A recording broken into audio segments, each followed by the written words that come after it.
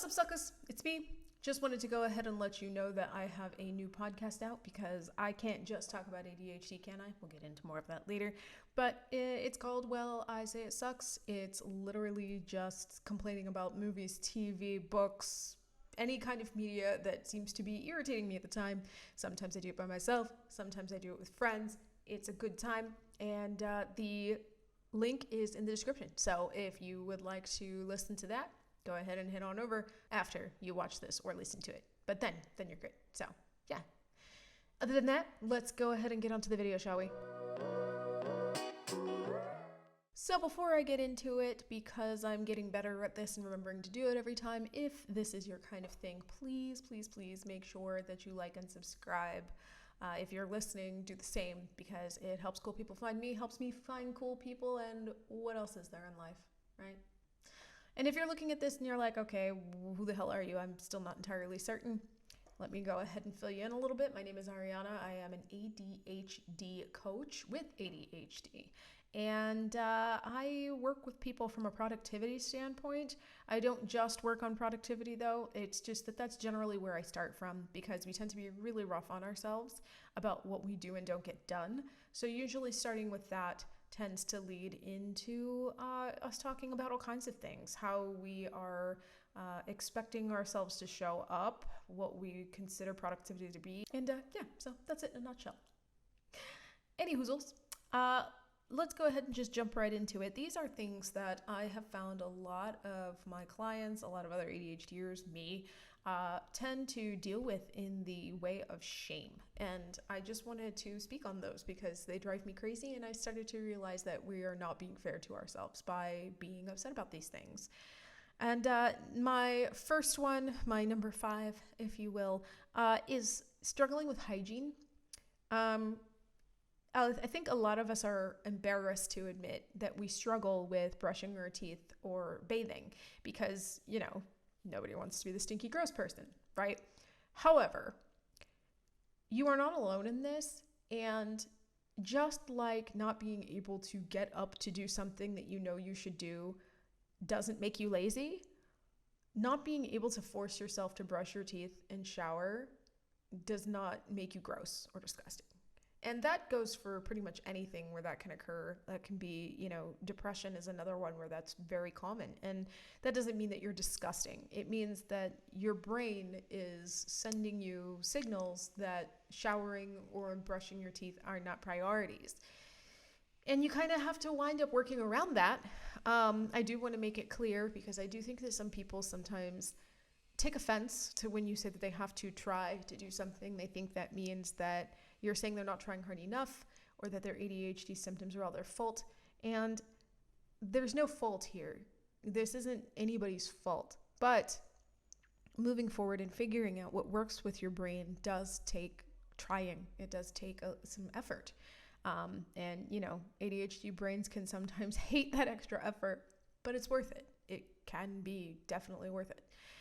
And this is no different. I myself actually struggle with getting into a place where I am up for brushing teeth.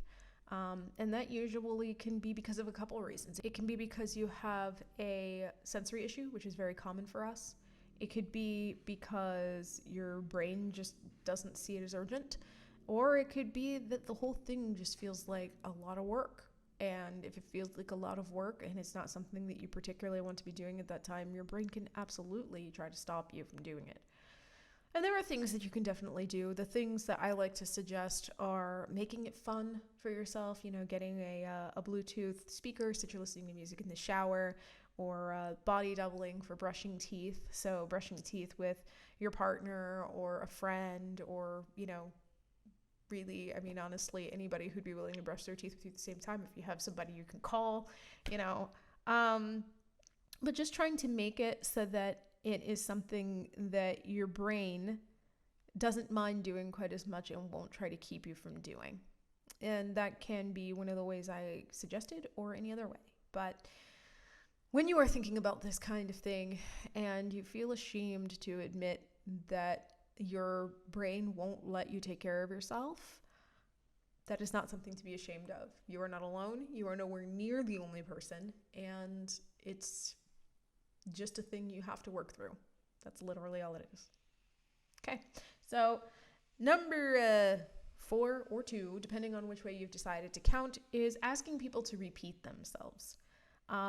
We really feel like we're being annoying by asking people to repeat information that they've told us. And I get it on some level, right? It's frustrating to have to ask somebody you've met 4 times what their name is. Been there. But again, this is kind of an it is what it is situation.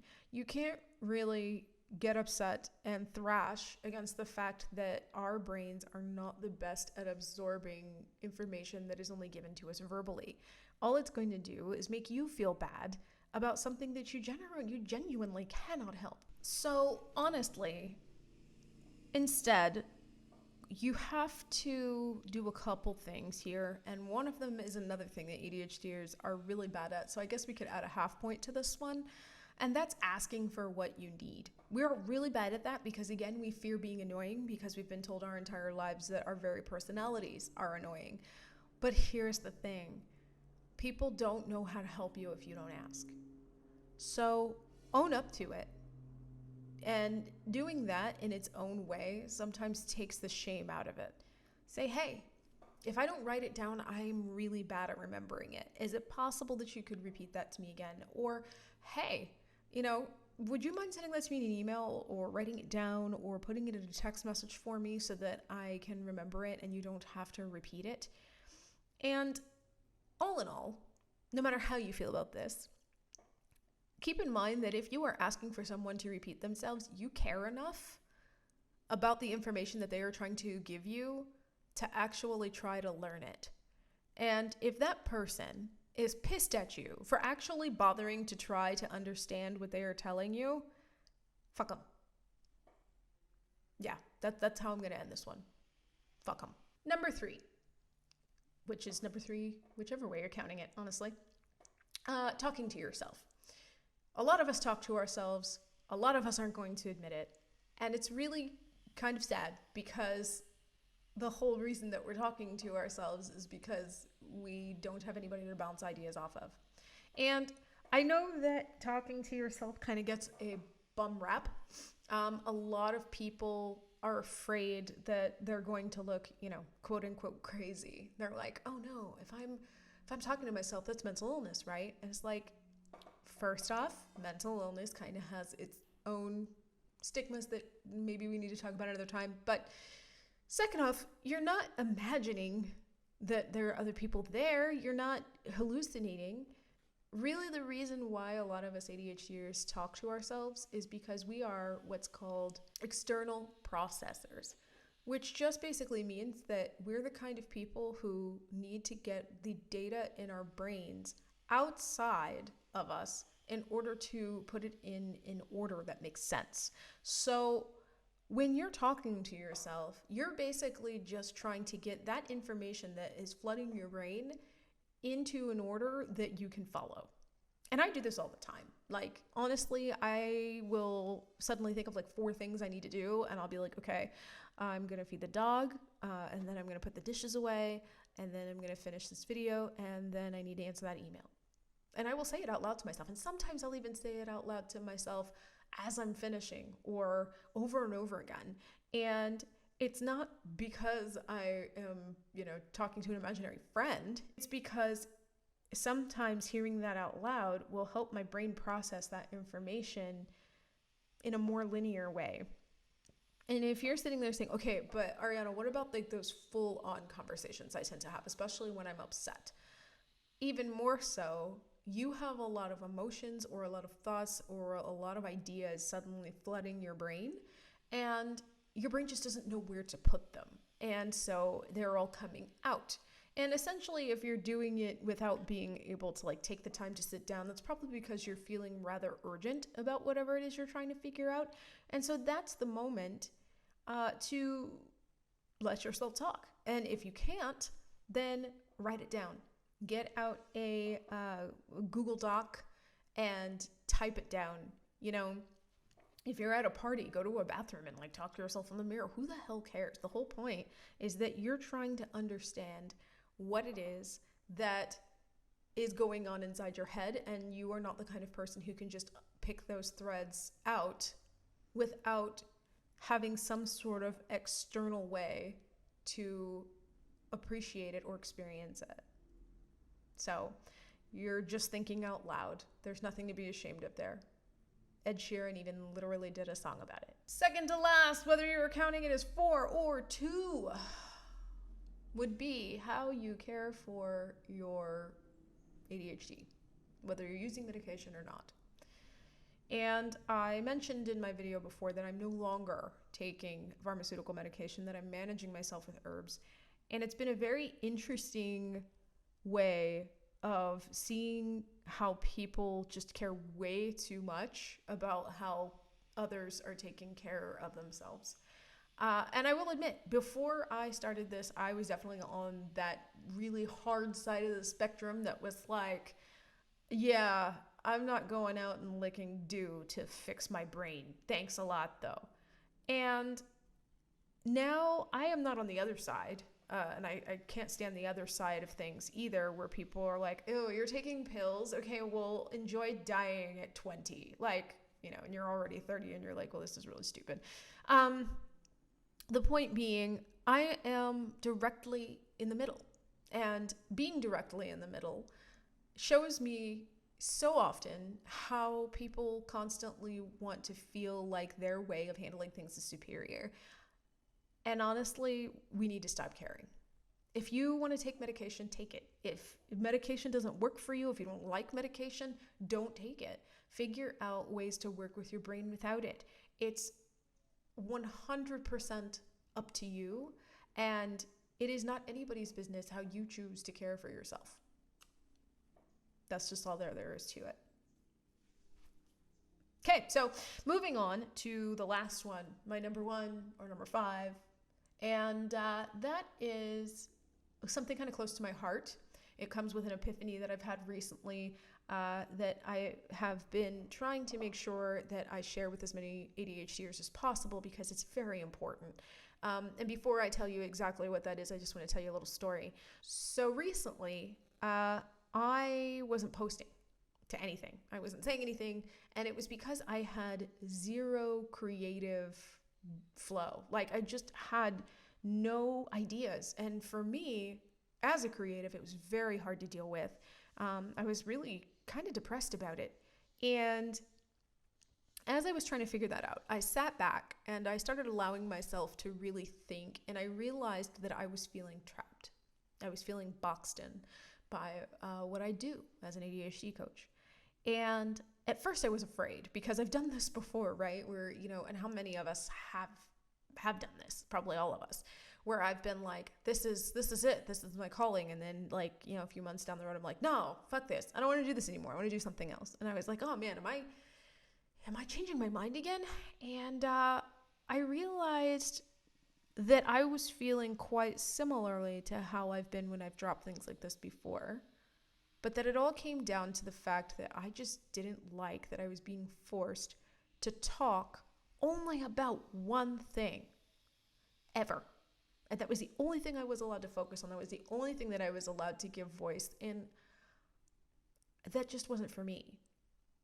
And the more that I thought about it, the more that I realized that it was an ongoing pattern throughout my life of doing something, only being allowed to talk about one thing, getting really frustrated at the fact that I could only talk about one thing, and then bouncing. And that's because we live in a world that tries to tell us consistently that the only way to do it right, quote unquote, right, is to only pick one thing that you want to focus on that one thing, do that one thing until you die, and that's it. And if your mind wanders to anything else, if you have multiple interests, multiple fascinations, and you can't just pick one thing, then you are flaky, undisciplined, and not to be trusted.